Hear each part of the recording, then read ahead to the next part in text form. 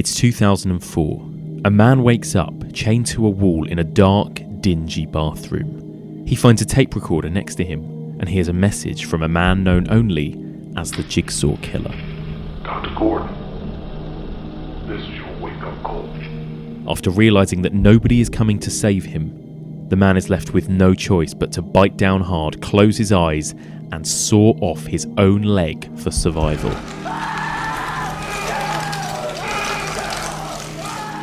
In the dawn of the 21st century, horror took a dramatic shift. The bright, glossy cleanliness of the 90s slasher was no more. While some studios continued clinging on to the idea of Freddy, Jason and Michael, and continued remaking and rebooting the major franchises, new young filmmakers such as James Wan took these slasher tropes from the 80s and 90s but amped them up, adapted them and evolved them into something entirely new and altogether more brutal. Something that would perfectly fit the post 9/11 world of fear, paranoia and nihilism. Join me as we continue exploring the evolution of the slasher and we take a peep into the 21st century to see where the slashers went next. Let the game begin. Welcome back to the evolution of horror. My name is Mike, and as ever, I am your host.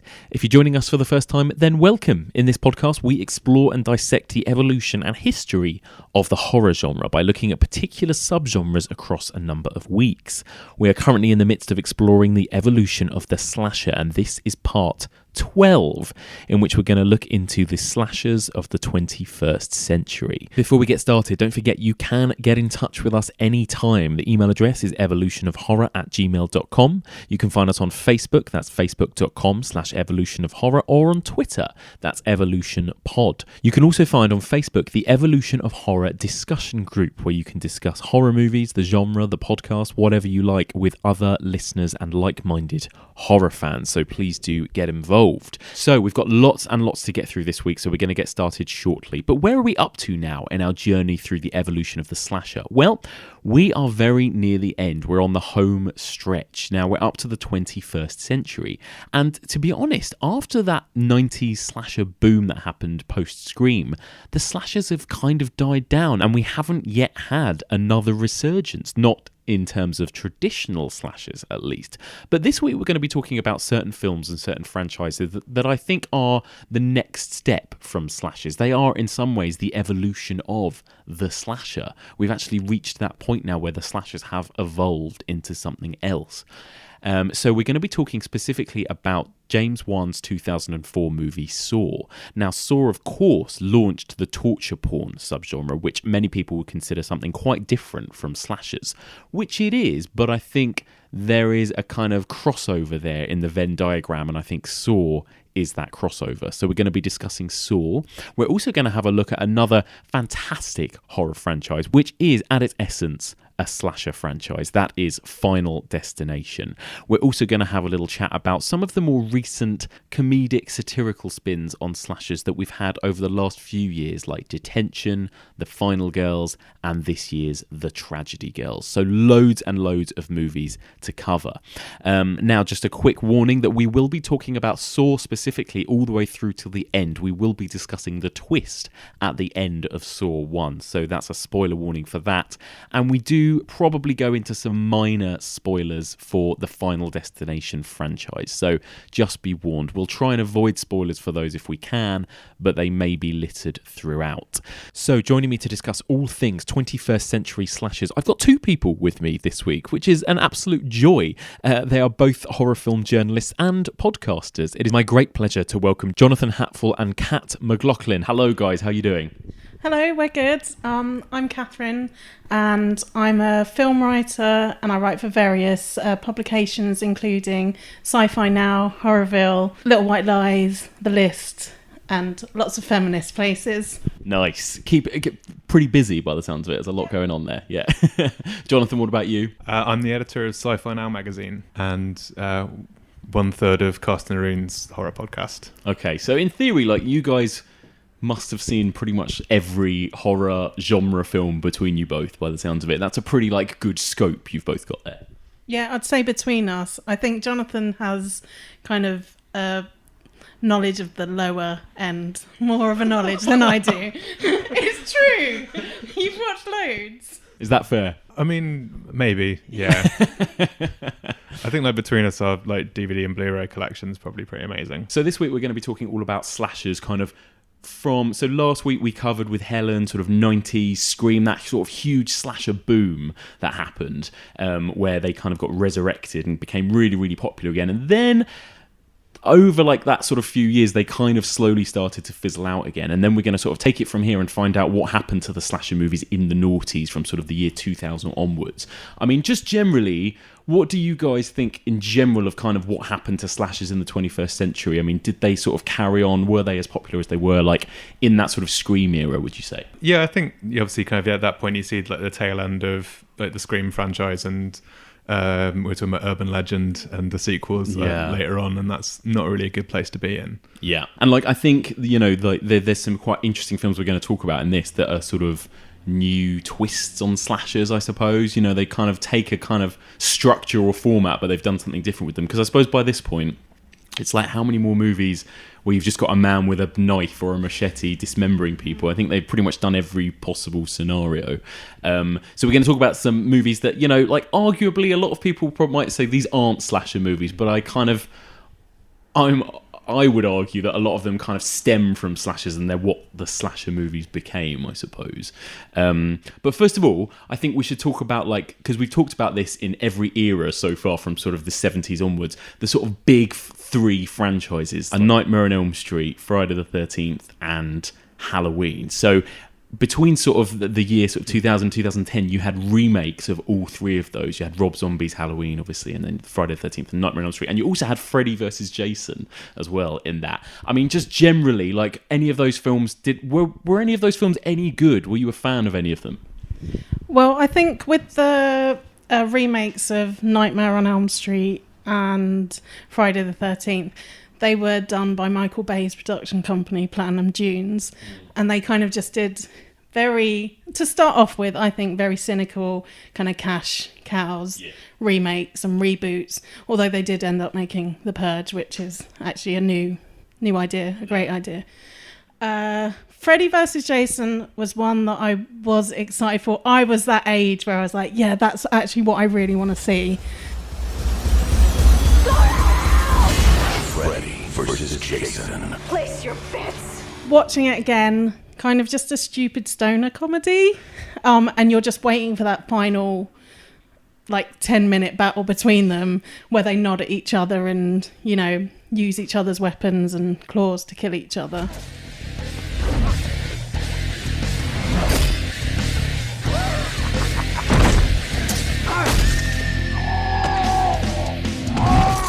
It's such a weird film as well, Freddy vs. Jason. Last time I watched it, I was just thinking about the fact that he talks to the camera, and sort of how often you're going to see like a slasher movie villain kind of intro the film and sort of like explain what he's doing directly to the audience. I had to search the bowels of hell, but I found someone who'll make 'em remember. He may get the blood, but I'll get the glory. And that fear is my ticket home. Yeah, I love that opening monologue. It kind of feels like, you know, they've had to come up with any way they could to put these two characters together in this same world. So they kind of have to explain a bit of exposition of, right, people don't remember me because they're not afraid, so I've got to make them remember me. So I had to go to Camp Crystal Lake and use Jason. I mean, yeah, all of that is kind of a bit ridiculous, really. But the movie itself, you know, it's a funny old movie, and it has its ups and its downs, I think. It's not a masterpiece, absolutely. And for a movie that I think fans have been waiting for since the sort of late 80s, early 90s, does it live up to the hype? I'm not really sure. But the one thing I like about it is that it doesn't take itself too seriously. And, you know, compared to a lot of the slashers and reboots and remakes we're going to talk about that are just so bland, and they have this sort of dirgy colour palette. This one is vibrant and fun. It's directed by Ronnie Yu, who did Bride of Chucky, and it has that element to it of kind of, it's really going to town with the blood splats, the kind of, vibrant primary colour look to it, and the fun aspect, really. So I guess that's one thing that this movie has going for it. But what did you think, Kat? I'd recommend it for sitting around with your mates drunk. Some things are quite offensive in it now.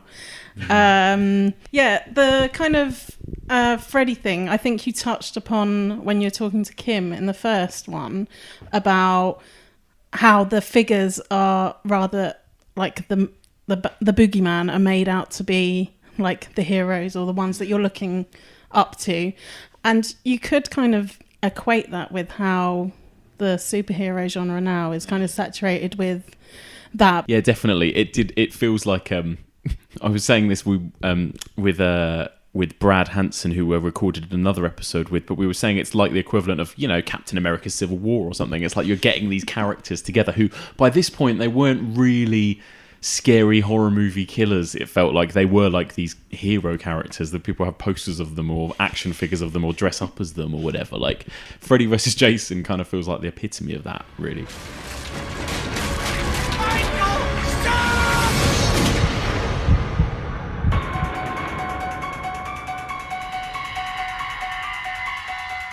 I think we've got to talk about Rob Zombie's Halloween. In some ways, the most interesting, I think, of all these remakes, at least from a conversational standpoint. I haven't covered these at all because Chris Hewitt point blank refused to even acknowledge that there was a Halloween remake. That's what I get is the general feeling from a lot of horror fans and Halloween fans. They hate this movie. They won't embrace it.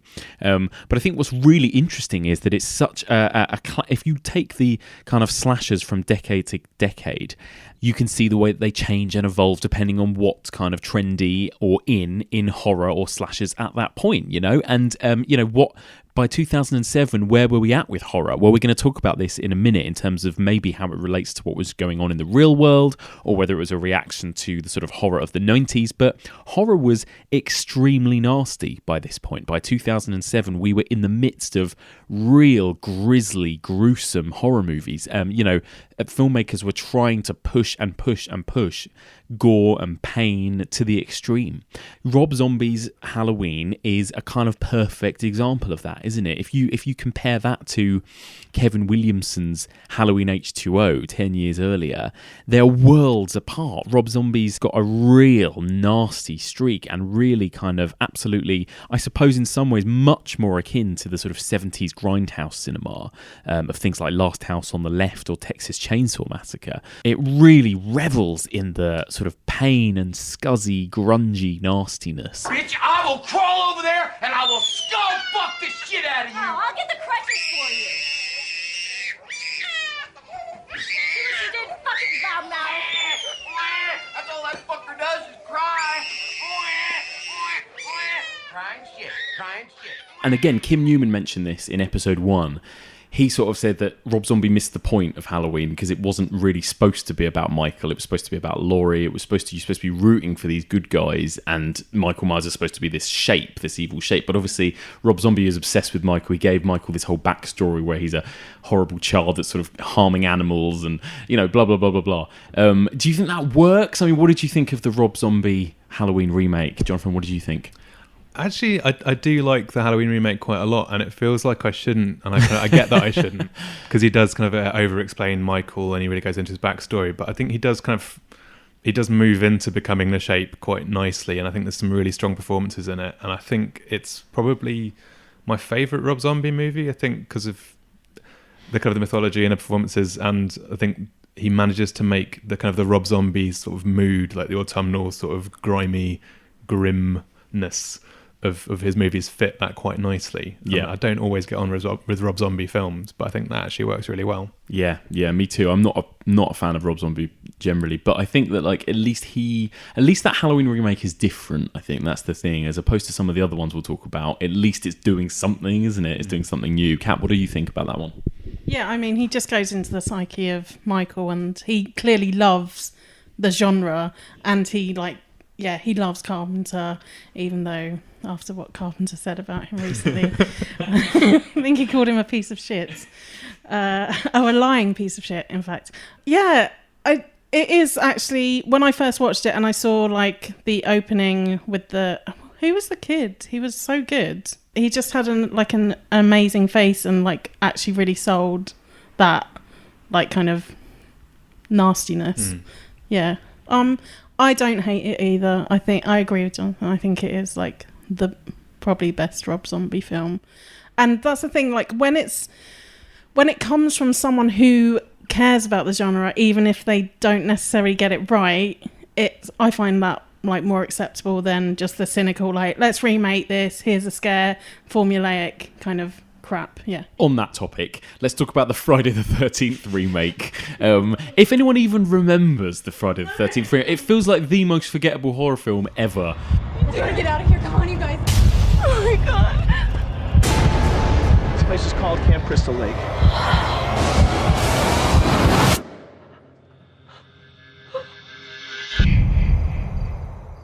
I haven't seen it. I haven't rewatched it for this podcast, but I remember seeing it when it first came out in 2009.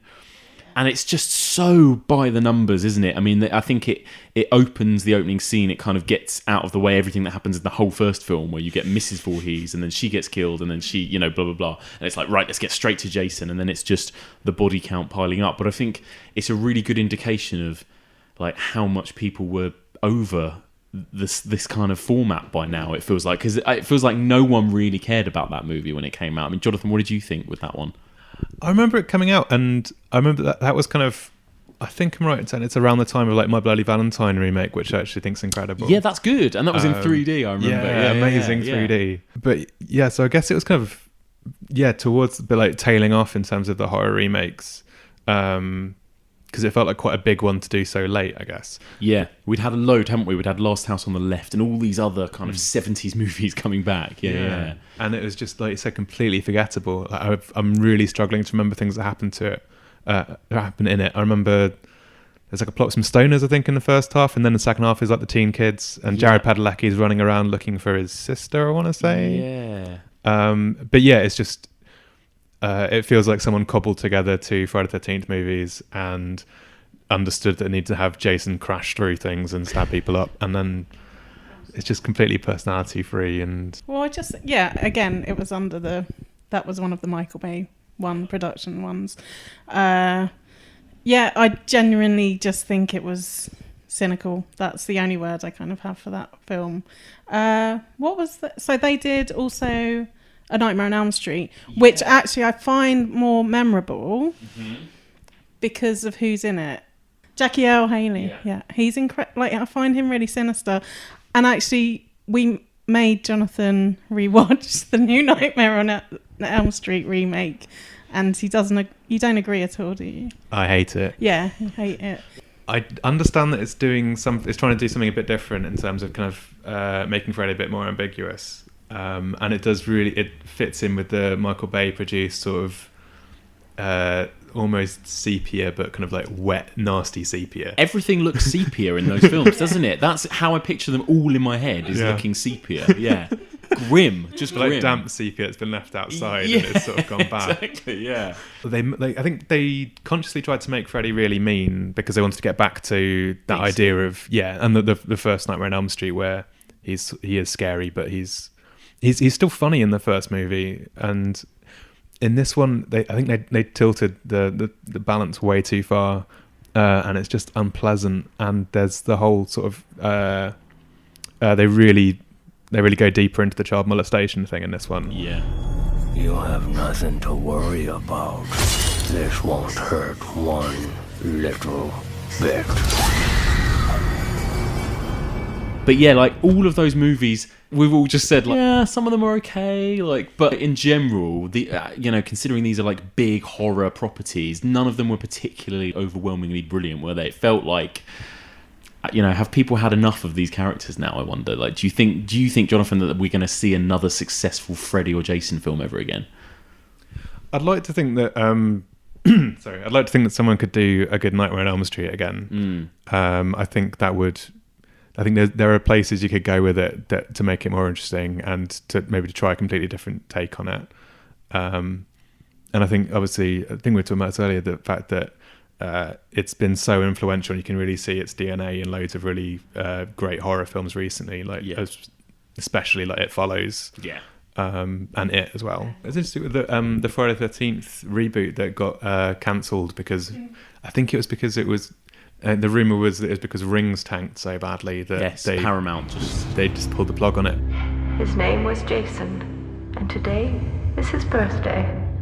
But of course, we know we haven't seen the last of Halloween and Michael Myers. That's coming back next year. There's the David Gordon Green directed one that John Carpenter has also endorsed, that I think is going to take place after Halloween 1 and possibly after Halloween 2, but ignore all of the rest. I mean, David Gordon Green's kind of one of those directors who he's put his hand to like lots of different genres. So he started doing the like indie American, and you're like, wow, this drama's great. He's really touching on like subjects, and then he does insane comedies, and you're like, what's happened? But like a lot of them work, even though I really hate the one that you love, the print. What was it? Your Highness. Your Highness. I hate that film. Yeah, it's only me and 3 other people. Yeah, well, who likes that film?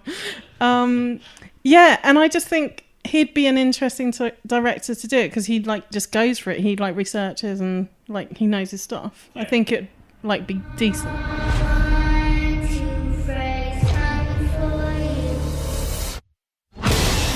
Okay, well, there you go. Now we've finally covered the 3 big slasher franchises from beginning to end. We can finally draw a line under Freddy, Jason, and Michael. There is nothing left to say on these guys. Before we get started on some of the new franchises and some of the more interesting movies from this era, let's talk a little bit about this era. So, you know, as we've already mentioned a few times now, horror definitely shifted in a big way. It became nastier, more gory, you know. Something there really changed and shifted. You know, it's a matter of debate as to why that was or what changed. What was it about the culture where audiences were wanting to see things that were more extreme? You know, the simple answer is it could just be a backlash to the 90s. The 90s was fairly clean and clinical in terms of horror and slashers, and you know, the pendulum had just swung back the other way. We'd all gotten bored of the Scream-esque 90s slashers and we wanted something more visceral. But you know, it's probably not a coincidence that horror got this much more nasty after a lot of big events happened in the Western world, you know, most notably 9/11.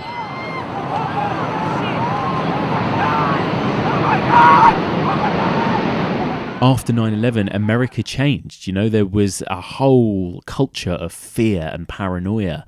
And, you know, it's easy to see when you look back at history that horror movies always respond to this in some way or another. So, you know, I wonder whether or not that had something to do with it. You know, just the fact that everything was that much more nihilistic than it was before. But also we had the boom of technology, of the internet, of mobile phones, of YouTube. And because of this, people were able to access a lot more disturbing video content than they would have before. And I'm talking about real life content. You know, I remember when Saddam Hussein's execution became a viral online video that anyone could watch, or soldiers, American soldiers, and what they were doing to families in Iraq, or whatever it might be. The fact of the matter was you could go online and access a lot more extreme, disturbing and gory real life content. So what does that mean then for simple slasher movies? You know, what was there to gain out of seeing somebody get stabbed with a kitchen knife by Michael Myers, you know, when you could access so much more extreme stuff at the click of a button? So horror movies maybe had to go further. They had to push the boundaries because that's what horror cinema is for. And when real life is horrific as it was, where do horror movies go? Well, maybe that's why we got things like torture porn.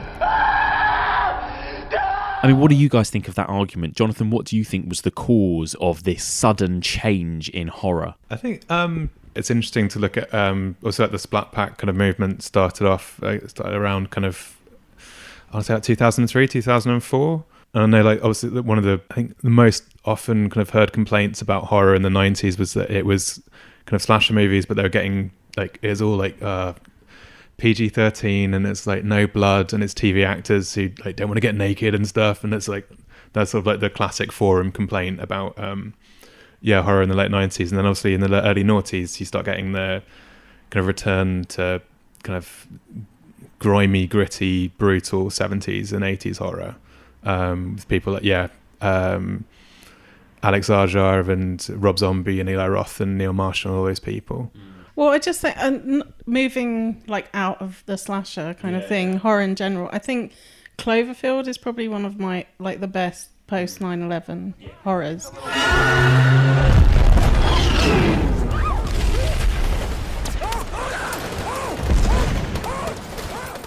Because what it does is, rather than obviously like there's mass destruction in a city, but what Matt Reeves does is he points his camera like towards like the aftermath of it, so you're thinking about what effect has this violence, this attack had on like the mass population. So like for me those kind of like horrors work better, but I think people just like when you get used to like the slasher genre or the horror genre, it's just like you kind of are looking for maybe the next thing that will excite you. And one of the arguments is like after a horrific event, does it then make sense to have something that's kind of like Hostel or Saw that's incredibly shocking to look at, because that's the only thing that's going to shock you as much as what's on the news. But it's also they're all like paying tribute to 70s and 80s horror, so it's kind of I suppose a lot of the movies of the 70s, you know, it was Wes Craven reacting to the Vietnam War, or, you know, this is what they all said that they were at the time, you know. So, yeah, you know, whether or not, I suppose, these filmmakers in the noughties were consciously reacting to it. But, and again, like torture porn and what they call torture porn, Saw, Hostel, all that kind of stuff, do you think that is do you think that that's what slashers kind of became or got replaced with? Yeah, I'd agree with that. Yeah. I think, well, and obviously the Saw, like, is still continuing up to this day with Jigsaw. So, yeah, I mean, it took over that kind of franchise of you looking towards the villain. Yeah, exactly, absolutely. You know, Jigsaw as that killer, he became like the big new slasher killer, didn't he? He was Freddy or Jason. He was our next one. All right, well, let's get into it, shall we? Why don't we begin our review of James Wan's 2004 movie, Saw. Hello, Adam. Dr. Gordon. I want to play a game. The Jigsaw Killer. Paul, find the path with a razor wire. Technically speaking, he's not really a murderer. He never killed anyone.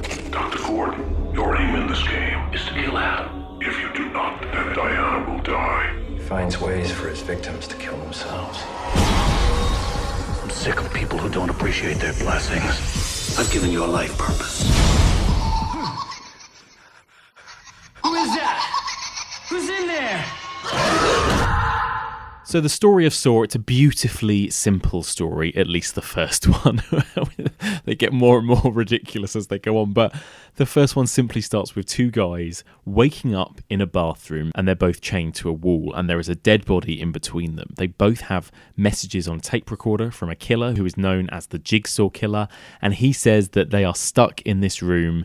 At 6 o'clock in 9 hours' time, that room will lock and become their tomb. The only way to survive is for one to kill the other.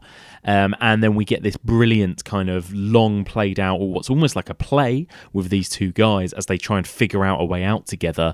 But then we also get flashbacks to both of these characters' lives previously to this day. And we find out in this brilliant, you know, jigsaw-like way, as the story pieces together piece by piece, exactly what the backstory is with this killer and how all of these characters have kind of converged in this room. Live or die. Make your choice. So guys, where to start with this franchise? I mean, first of all, just in general, I mean, we'll go into some depth with the first movie, but in terms of the franchise as a whole, are you Saw fans, would you say? Yeah, I mean, just that first film, when I first saw Saw, the ending is fucking incredible. Absolutely amazing, yeah. They're smart. They do actually think about where they're going, what they're doing. Everything's kind of thought through, and they do connect if you watch them in succession. And then they give you the like little reminders of what's previously on Saw. Yeah.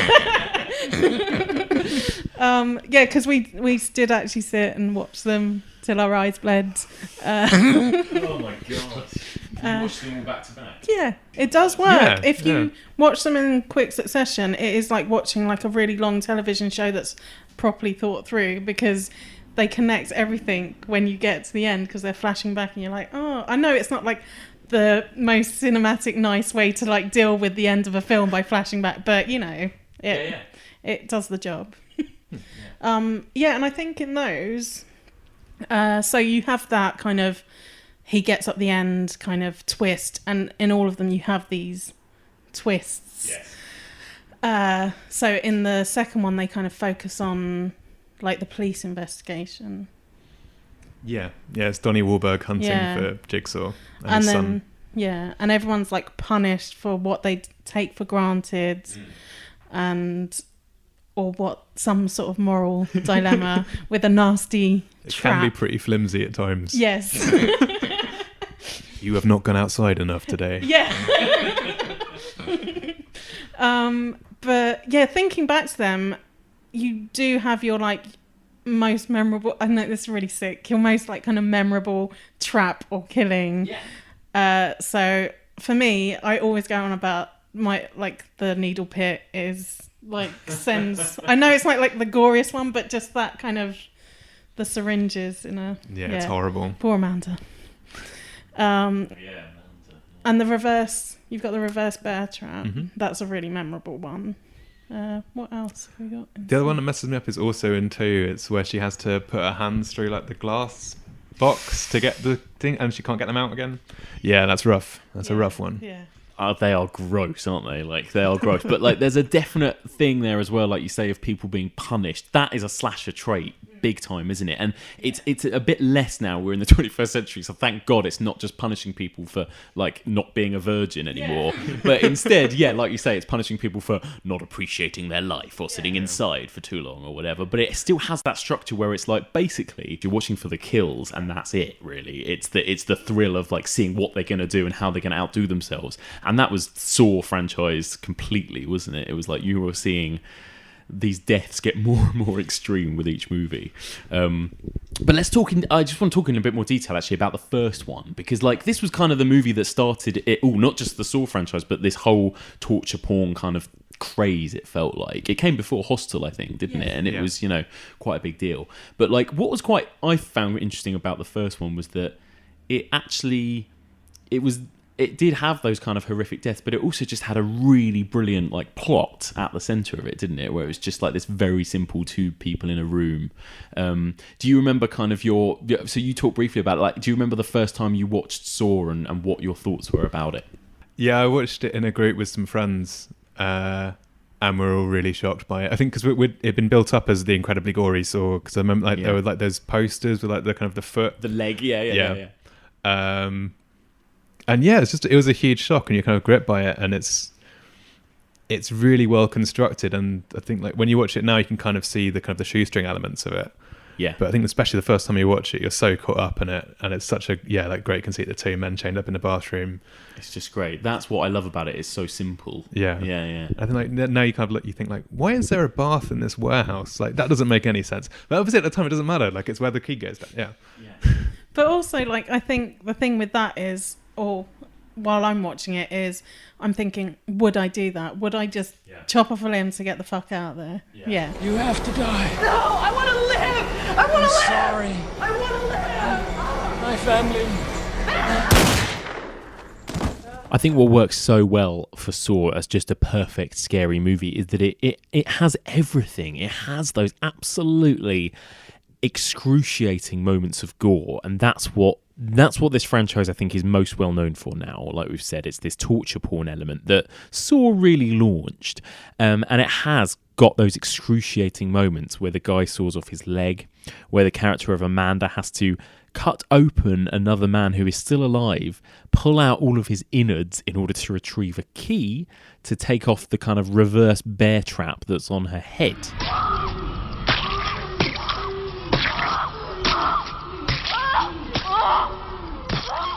So what we've got in this film is a series of very, very gruesome deaths. Now, technically in the film they say they're not murders because Jigsaw doesn't actually murder anyone with his own hands. He finds ways for the victims to kill themselves. But essentially he is a serial killer. He is like Freddy Krueger or Jason Voorhees. He just has a slightly more imaginative way of doing it. And I think, this is like a slasher in that what we tune in for is those gory deaths, those spectacularly brilliant gory set pieces. And, we're going back now. We're going back to a time before the 90s, before it was about Buffy running and screaming up a flight of stairs. Or Drew Barrymore on a phone. We're now back to the days of Tom Savini's The Prowler or Sean Cunningham's Friday the 13th, where people are wincing, but they're also laughing with their mates at just how extreme these set pieces get. Congratulations, you are still alive. Most people are so ungrateful to be alive, but not you. Not anymore. But it's very hard to put the original Saw into a specific subgenre, I think. I think it's obviously not a pure, simple slasher. It's got elements of slasher. It's got elements of what we will come to know as torture porn. But it's also got elements of that kind of cop procedural, almost like something like Seven or Silence of the Lambs, where it's very much following FBI agents try and catch this serial killer, and we're all trying to piece the case together and figure it out ourselves while we watch. But what it also has, as well as all the gore, it actually has some incredible suspense and some terrifying jump scares. Now, this is something that James Wan, as a director, I think has become more well known for in the years that followed Saw. He's actually more well known for that kind of quiet bang than he is for those scenes of gore. And Saw has the perfect balance of that.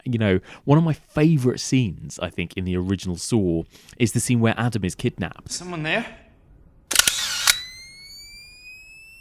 Adam wakes up in his flat and he realises that somebody is inside, and they have removed every single light bulb and turned out all the lights. So he is in pitch black darkness, and the only thing he has to see and find his way around is his camera. So he uses his camera flash, and we have that extreme millisecond flash of light that happens sort of at intervals while he creeps around his dark flat. I can hear you. And it's excruciating because you know that somebody is in there. And it's that build-up of dread, along with seeing that creepy doll.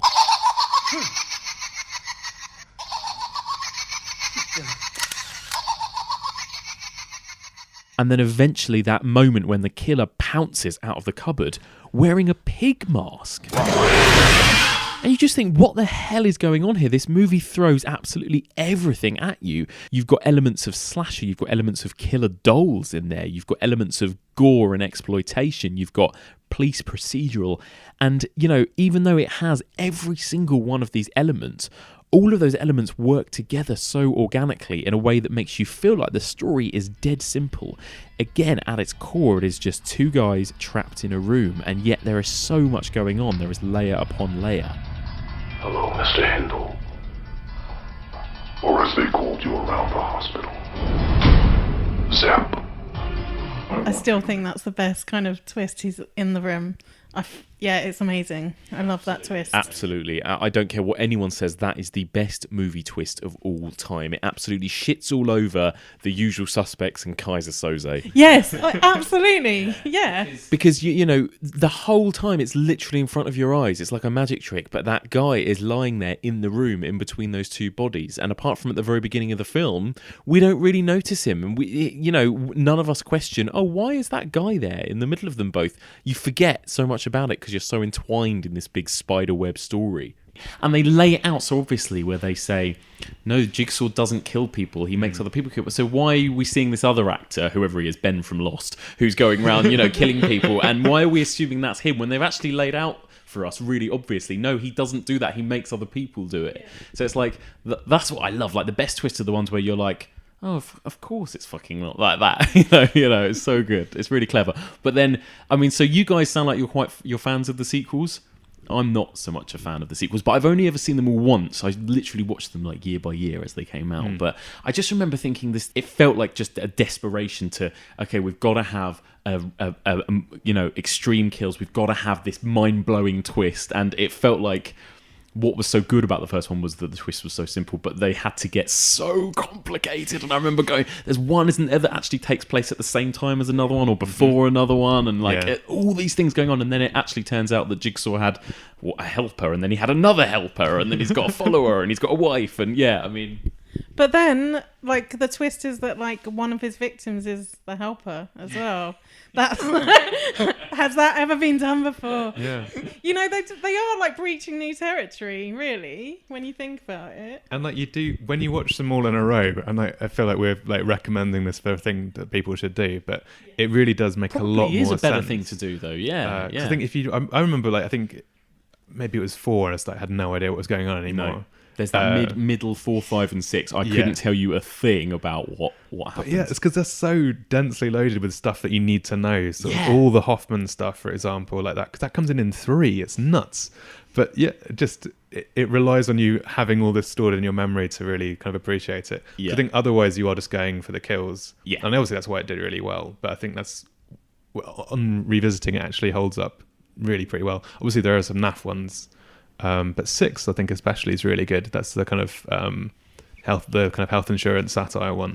Oh yeah, that sounds actually familiar. Really sharp. That sounds familiar. There's one that I remember thinking, which is where like they have to like drain half of their blood into like pint glasses or something.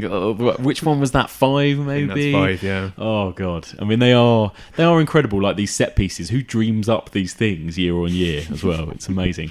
Do you think that there's still a want for Jigsaw movies? I mean, because, again, Kim Newman was saying, well, even that is now of the past. People now are obsessed with Annabelles and Conjurings and It and all this kind of stuff. Do you think that people are still anxious for another Saw movie?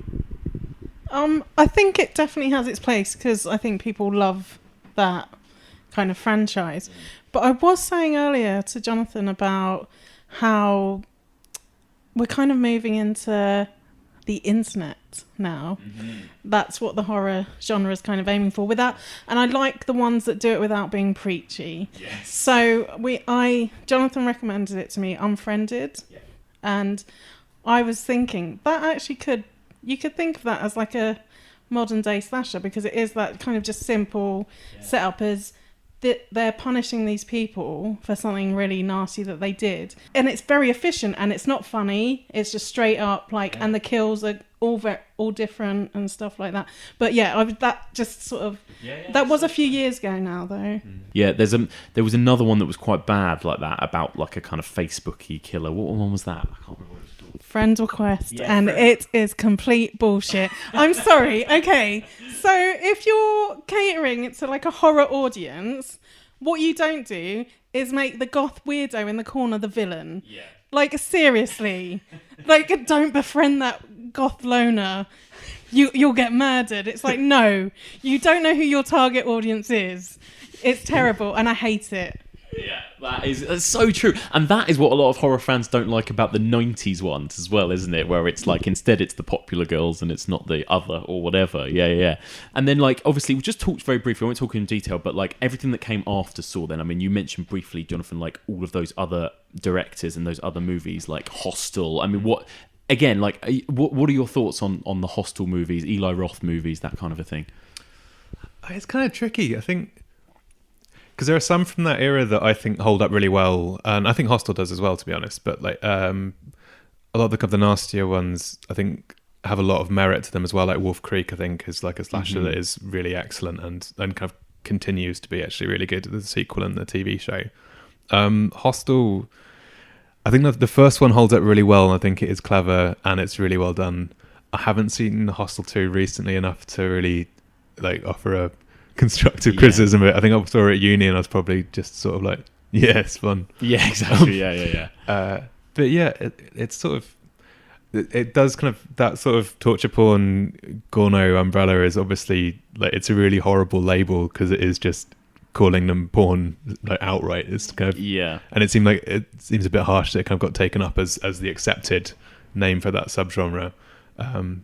But then obviously it did lead to some really cack films like Captivity and things like that, where it is just someone in a basement being hurt. Yeah. But yeah, I think Hostel's got some interesting stuff going on. Hostel 3 I'd probably stay clear of. It's not good. I don't think I ever saw that one. I think I stopped after 2. Yeah. But yeah. I don't think it's official. Yeah, exactly. Yeah, it's not canon. It's not canon. There's that, like, obviously there's a lot of French directors that did really cool, like, extreme stuff that felt like it had more of a point to it as well. But again, we kind of veered off slashers by this point. Like, we're so far from slashers, it feels like. When you get to movies like Martyrs and stuff like that, it feels like we're in a whole new territory. No one's cheering at the gore in Martyrs. No. Oh my sweet God. But yeah, but yeah, going back to that idea of like kind of fun spectacle movie deaths, I think one of like the key franchises to talk about within this decade is also Final Destination. Please explode! It's not a joke! It's not a joke! We get thrown off the plane all because Brownie has a bad dream? I saw it. The plane! It's gonna blow up! It's gonna blow up! Which has got to be one of the most fun horror franchises, like in my opinion at least. What do you guys think of Final Destination? Yes, I love them. Yeah, they have, if you think about it, they have the rules like slasher films do.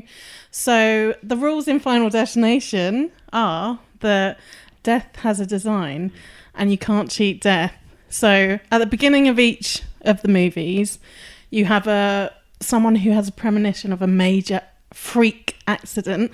So in the first one, it's a plane crash. In the second one, it is a pile up on a motorway. Third one is the roller coaster ride. Fourth one is some shitty car track. NASCAR, yeah, thing. Yeah, I don't like that one. 5 is, oh yes, when it's so good. Like, I didn't see it coming. And I don't want to, well, we're going to talk about it.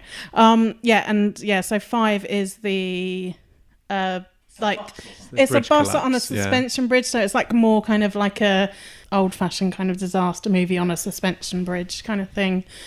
And yeah, in 1 and 2, you do have kind of Ali Larter surviving and coming back in the second to explain the rules. So you kind of do have that element to it. And actually when each person kind of dies in the succession or the way that they were supposed to die in the originally. So it has all those rules and it brings in new things and it does that sort of thing. And all the deaths are really fun and convoluted and there's red herrings to basically in all of them you'll see some sort of dripping water, like electricity, or something. Yeah. But they do they kind of really, really build up the tension because you don't know they're putting you off, and then when it does come, it's so ridiculous, the actual death. Like people flying out of windows and while they're having an eye examination, and it's like, okay. Yeah it's incredible. I love the way that I rewatched the first one actually a couple of nights ago, and it is good, but it's not my favorite of the series actually. And I think the ideas are there, but I think they were relying more on the suspense and proper true fear, which usually I like more with horror movies, but actually I kind of like when they do away with a bit of that as the sequels go on, and it just becomes these incredibly convoluted set pieces of it's like watching a Mousetrap board game or something, isn't it? Where it's one thing leads to this thing, and then the dripping water will make this slip over and do this and do that. Yeah, it's great. Jonathan, what are your thoughts on Final Destination? I do love it as well. Yeah, I think I agree. The first one's obviously a really good setup and a great idea, and it does have one of the best shock kills with the bus. Yes, brilliant. I'm moving on, Carter. And if you want to waste your life beating the shit out of Alex every time you see him, then you can just drop fucking dead.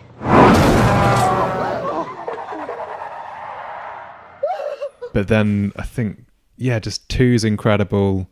There's got there's the barbed wire bit where it just kind of splits them into different pieces, and there's the plate glass window crashing the little boy. My favourite, the second one, and actually the pile up scene is really disturbing. It goes on forever as well. Yeah, it's really horrible. Brutal. Yeah, it's good. That log going through that guy's head. Yeah, it's amazing.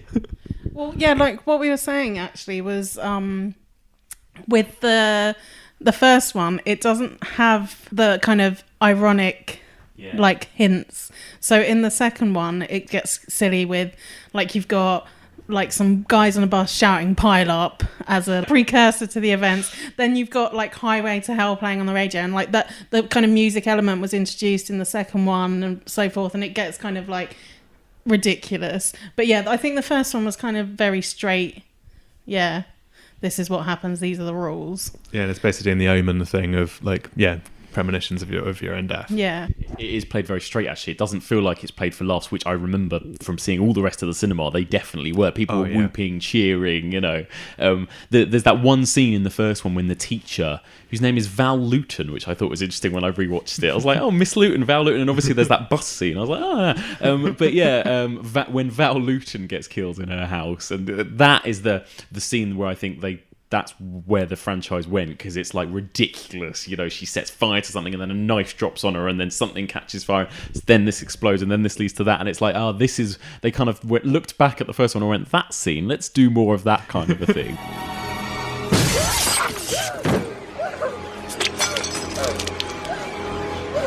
And it does feel like it's the perfect evolution of the slasher movie, really. It's like, where'd you go beyond men in masks killing people with a weapon? It's like they get to be as imaginative as they want, basically. But yeah, the Val Luton thing is very funny, because in it she's called Valerie, I think, and like she's just called Valerie throughout, and then I think the police just say Val Luton really loudly just so that you like look up who Val Luton is, which is great. Yeah, they clearly love Luton.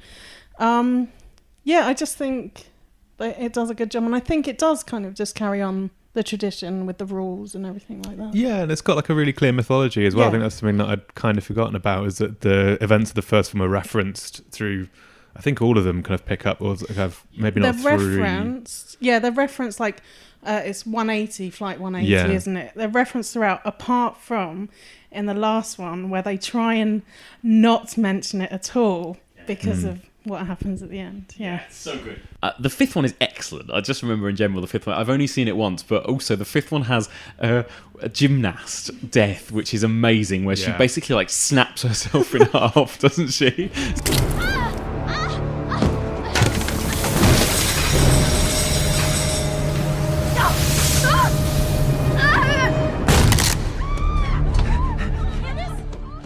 But the twist at the end of the fifth one, obviously, is that it all takes place before the first, doesn't it? And you think they're safe and you think everything's come to an end, and then they board Flight 180 and you see those other characters in the background. Amazing. And that's a very Saw-esque kind of a twist, actually, isn't it? But I feel like those Final Destination films, like, they feel like they're not trying quite as hard as Saw to have those like killer twists at the end. Like, it's a bit more playful with it, I suppose. Definitely, yeah. I think mostly the twists are just sort of like, I thought I got away. Yeah.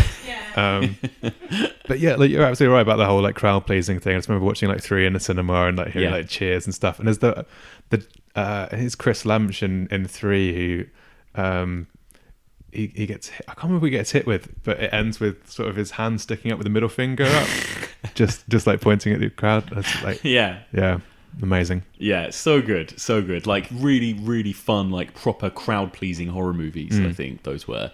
Do you think we're done with Final Destinations? I wonder if that will ever be resurrected. Wow. Yeah, I mean, I think they were done with it, because like at the end of 5 they just show all the kills from all of them, and it's like I think it was supposed to be 4, but that wasn't very good. So then they were like, right, we need to like do something good with this, guys. We need something memorable. But yeah, I mean, there is room for something to happen, but I don't think it should. Yeah, it feels like at this point it'd be quite difficult to kind of fit another story in there. Now, can you promise me that no one else is going to die? Get out!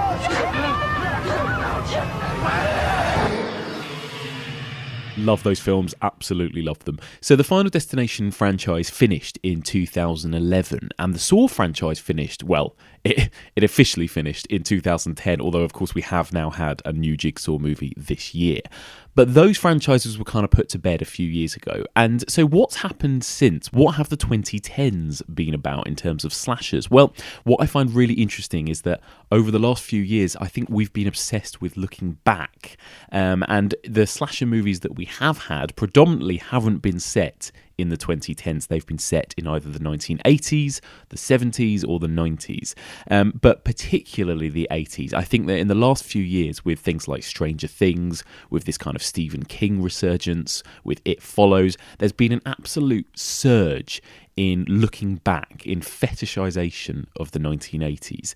And let's talk a little bit about 3 key movies that came out over the last few years. All slashers, but all have that real kind of nostalgic, comedic, meta, postmodern kind of twist to them. Detention, The Final Girls, and The Tragedy Girls. So let's start with Joseph Kahn's 2011 movie, Detention. Your classmate, Taylor Fisher, was murdered in her bedroom this morning. I was just attacked. Sure you were, honey. Are you guys accusing me of something? There's a killer in Grizzly Lake who is affiliated with people at my school. Detention is in the library. It goes from 10 a.m. to 10 p.m. That's right through prom. It can't be any of us. We're not anguished enough. Our generation has had no major struggles. What about 9/11? Afghanistan. Katrina. Heath Ledger. What? Too soon. Okay, so Detention kind of is a mashup of like teen movies, so like The Breakfast Club, because they are all in detention, and it actually touches upon films like Donnie Darko as well. It's got time travel in it. Joseph Kahn literally does everything, but then there's a serial killer called Cinderella. Yeah.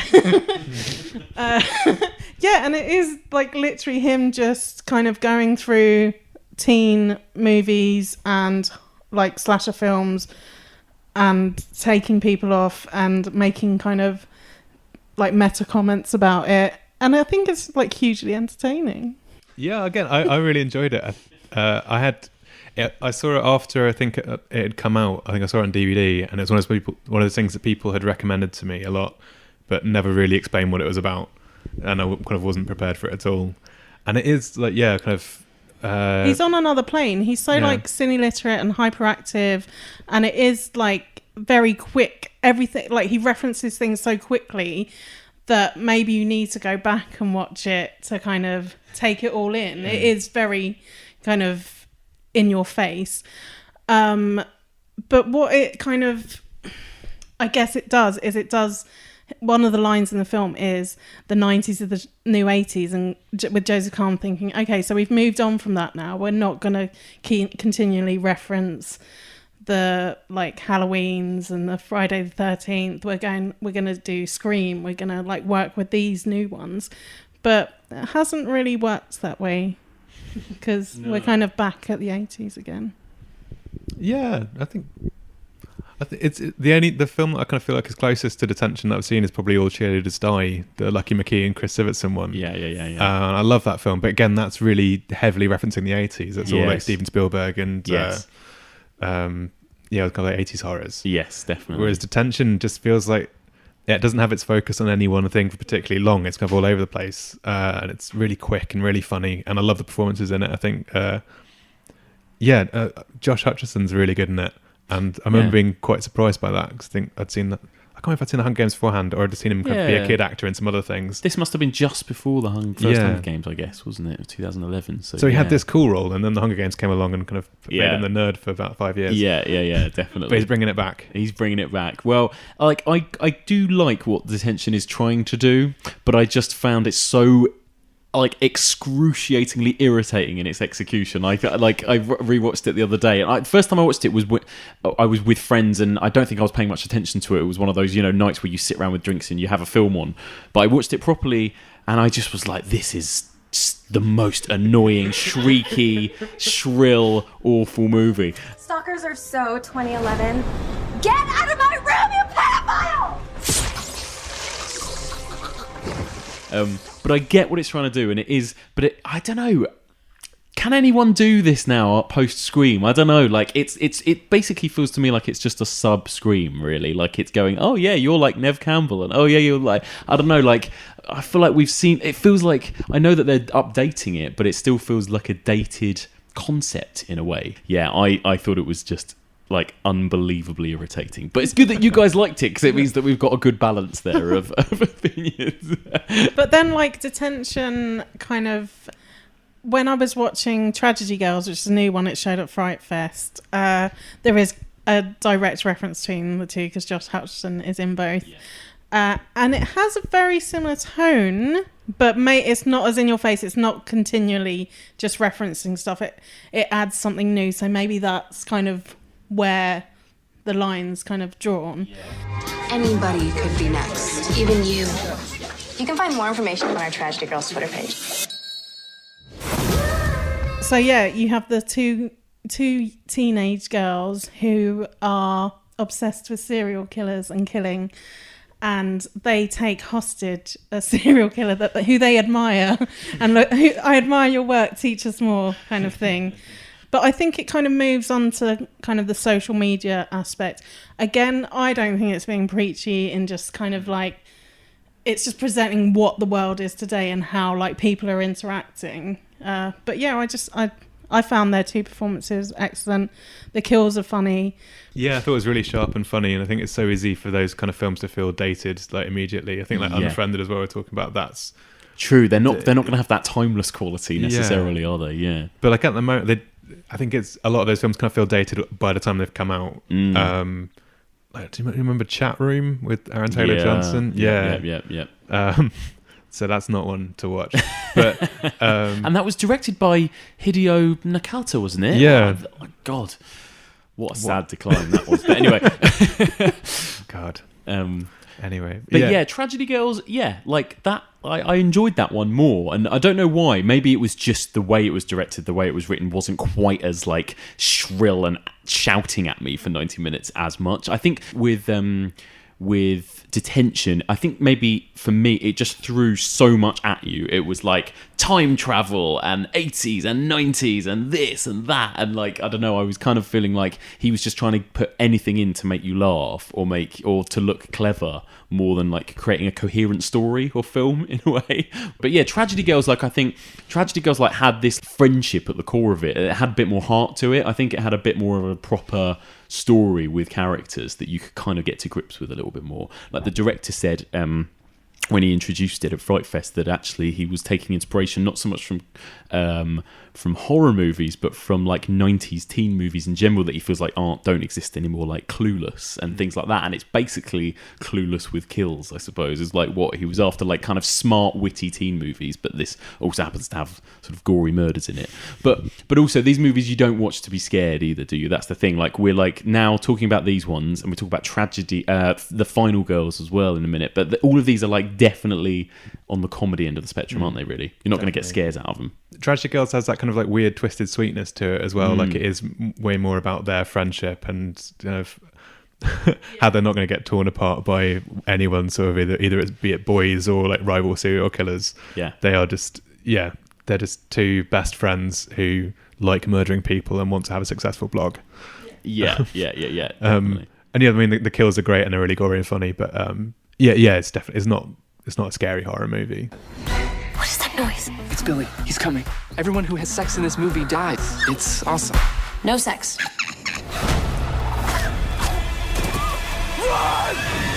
Wait. Selfie time. And let's just talk very quickly then about The Final Girls.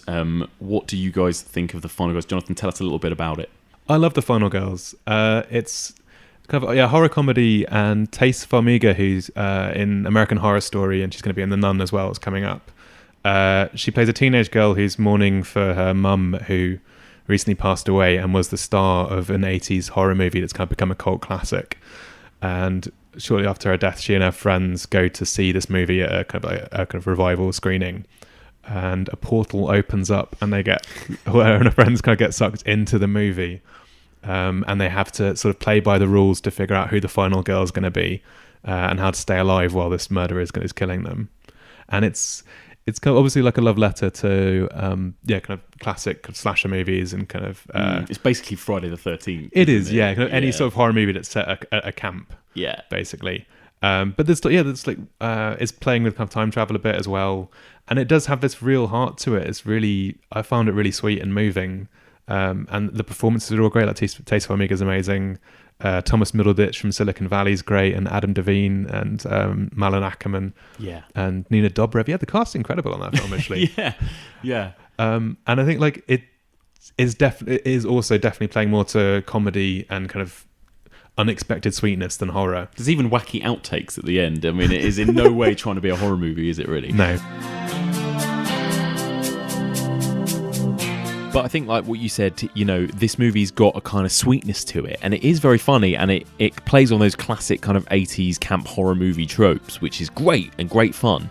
But it took me by surprise just how emotionally involving it is. And, at the centre of it, you've got this relationship between Taissa Farmiga and her mum, who she lost, and then the fact that, there's this bittersweet situation where she's going back to the 80s and visiting her mum again. And that's weirdly kind of moving, which is not what I expected from a film like The Final Girls. And it's also got the best use of the Kim Carnes song, Betty Davis Eyes, that I've ever heard in a movie. And she'll tease you, she'll unease you, all the better just... Kat, you look a bit less impressed with this one. The thing is, I like it on kind of principle. I like what it's doing. And yeah, the acting's good. It just didn't take me... I think it just didn't make me laugh that much, which is really pathetic. But I think I just really love Tucker and Dale versus Evil. Yeah. That's the one... Like, I cry with laughter watching it. It's so, like... on it. It's so funny, and maybe it's a bit meaner. That's why I like it. I think we're finding something. You two really enjoy like the sweet friendships, and like they've thought about they thought they want me invested in these characters and their emotional arc. I'm like, it's not mean enough. You want people diving headfirst into wood chippers. Yeah, exactly. Fair enough. I mean, Tucker and Dale, I think I'm going to save that for some other kind of strand at some point, and as well as the Cabin in the Woods as well, which is just an incredible, like, that's probably my favourite of all these kind of meta postmodern horror movies, but again, wouldn't really count it as a slasher, so yeah, I'm gonna save that one. But yeah, and another huge one that we're going to avoid talking about this week, I'm talking about it next week with Tim Roby, is It Follows. And again, like, that feels like the pinnacle of these types of movies. It's not funny, but it's that kind of nostalgic 80s throwback, isn't it? And just very briefly, what are your thoughts on It Follows? I love It Follows, and I think it's terrifying as well, actually. It Properly really scary. scared me. Yeah, I love the kids in it. And again, he's harking back to Halloween very kind of clearly. But also A Nightmare on Elm Street, I think, as well. Which they're both films that I love. But he adds something new to it. And it's great. It's just that dread of, like, what will appear? Like, how will it manifest? And that opening sequence alone is just... so memorable. I just remember seeing it at London Film Festival after, like, it had been hyped up at like Sundance, I think. Was it Cannes? Oh, was it a Cannes? Oh, okay, I missed that then. So, and seeing it finally after all that and thinking it can't live up to this, it can't, and then being like, yep, and she's brilliant as well. Maika Monroe, she's really good, and she really thought about the role, actually. Like, I interviewed her about it, and like the preparation she put into it and stuff. And you actually saying all about that mean stuff, I think he approached it where I really cared about the group and obviously the stuff about sex and what have you, I thought was dealt with really well and like really like nicely for me to watch. For what do you know what I mean? It was just dealt with nicely. I guess that kind of she ties into Adam Wingard movies like You're Next and The Guest, which I think do fit definitely into like slasher category. Yeah, definitely. But again, kind of not scary. It's just both those movies are just really fun. Yeah. And that's the thing, like all of these films we talked about, it's like you can argue they're slashers, but it feels like other than the Friday remakes and all that, like we don't really have any like proper die-hard slashers anymore that are set out to be scary, at least not so much in mainstream cinema. You've got things like Hatchet, and there's always various like other sort of small indie movies that play at festivals, but getting towards the end now, but do you think that the slashers are still, I don't know, are still as loved as they were, back in the 80s or back in the 90s? And do you think there's still life in the slashers yet? It's interesting. I think every now and again you do see a really good one, but you're right, it does tend to be kind of smaller, or kind of the one I remember was Cold Prey from, I think that's Norway. Yeah. And they pop up every now and again, but it's obviously not what kind of people are looking at in terms of the kind of theatrical distribution necessarily. It's not really where kind of, although it's difficult to tell because it feels like we're kind of at the edge of another boom, and it's difficult to tell what it's going to be at the moment because we've kind of had the found footage and the kind of the Blumhouse model, and it feels like there's like something's about to happen, and everyone's really trying desperately to find like the new horror movement, and it hasn't been found yet. So maybe like awesome slashers. Yeah, that'd be nice. Maybe we're just in for a whole world of Get Out and like Trump style horror movies as well. That could be what we see. But yeah, all the Purges. Yeah, I love the Purge. Yeah, great. Brilliant. Well, thank you so much. And last questions I ask everyone every week. What is your favourite horror movie? Each of you, Jonathan. What's yours? Evil Dead 2. Oh, good choice. Good choice. No hesitation. Yeah, it's no best film hesitation. Ever made. Okay. Kat, what about you? Favourite horror movie? Well, it's difficult for me because I really love the silly ones. So I loved The Lost Boys. It was my film that I watched when I was young. And actually, this is going to sound really weird, but me and Jonathan were actually discussing like what I love in a horror film and what I love in film in general. So you mentioned Thriller. Mm-hmm. So I know it's not like a horror film or whatever, but I think that film had a huge influence on me, John Landis in particular, where it's just like, I love dance films and I love horror. Can we bring this back? I don't like musicals though. Like I just want like horror music. Yeah. Basically. But yeah, American Werewolf in London I think is like probably my favourite horror film. Fantastic. Yeah. And what about the scariest movie you've ever seen? What's the most scared you've ever been watching a movie? I think like the most scared by a horror film I've been is still Candyman the first time I watched it. But I think Drag Me to Hell at the cinema, I was worried that I was going to have to leave because I was jumping so much. And I remember I was with a friend and we both kind of looked at each other about halfway through and it's like our friend couldn't deal with this. She would have to leave. And I thought, we could leave. It's like, no, we can't leave. I'm going to say the two films that have really scared me recently, in like recent years, The Stranger scares the fucking shit out of me every time I watch it. It is just menacing and nasty and it knows exactly what it's doing. And actually the paranormal films, the first one when I watched it and I didn't know like what was going on, genuinely did really scare me. Yeah, it's great. That's like for me it was more Blair Witch than paranormal, but yeah, like that type of a movie when you first see it and you don't know much about it, that is like an incredible experience. Yeah. The first time I saw the Blair Witch Project, because I actually saw it at the cinema like when it came out, and the cinema was so busy we didn't book tickets, so the only seats left were in the front row, and I get really like car sick, so the Blair Witch Project made me vomit. Like just the nacho cheese came out. There's a poster quote right there. Made me vomit. The nacho cheese came out. Amazing. Guys, thank you so much. Just before we go as well, just tell us where in the world people can find you. People can find what you write or, where you post on social media or anything like that. You can find me on Twitter at Coconut Boots, and just the magazines that I write for, as I said before. I don't have a blog. I'm lazy. You've got a podcast though. Oh, and yes, me, Jonathan and Sarah Dobbs do a horror podcast called Casting the Runes. You can find me on Twitter at Jonathan Hatfull and sci-fi-now.co.uk. Excellent. Thank you so much. Thank you.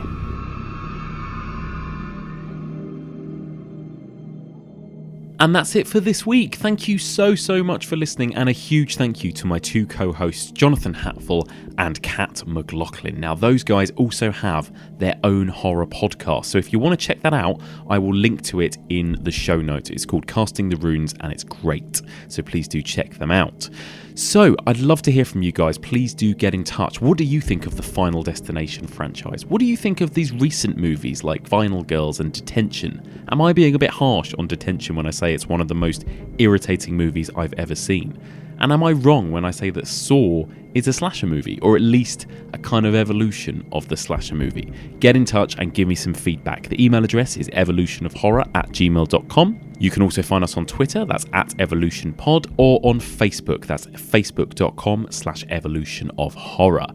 Don't forget there's also now a Facebook group where you can chat to other listeners about this week's episode, you can discuss slashers or whatever else takes your fancy. Now don't forget, if you get a chance, please do drop me a little iTunes review or rating. It really helps me get boosted on the iTunes page and helps me get discovered by new listeners. And I want to say a big thank you to everyone that has given me a review or rating over the last week or so, including Glasgow Gary, Phil V72, Hellbound BLR, and Gib Wildman. Some great names there. So thank you so much to all of those guys that left me such lovely reviews this week. And if you do want to drop me a little review on iTunes, I will be sure to give you a shout out next time. So, this is it. We are near the end of our journey through the evolution of the slasher. This episode, we got all the way up to 2017, so where is left to go? Well, I've left just one last film to discuss, and usually what I'm going to try and do at the end of these series, at the end of these strands, is to discuss one modern day horror classic in depth, one that I think epitomises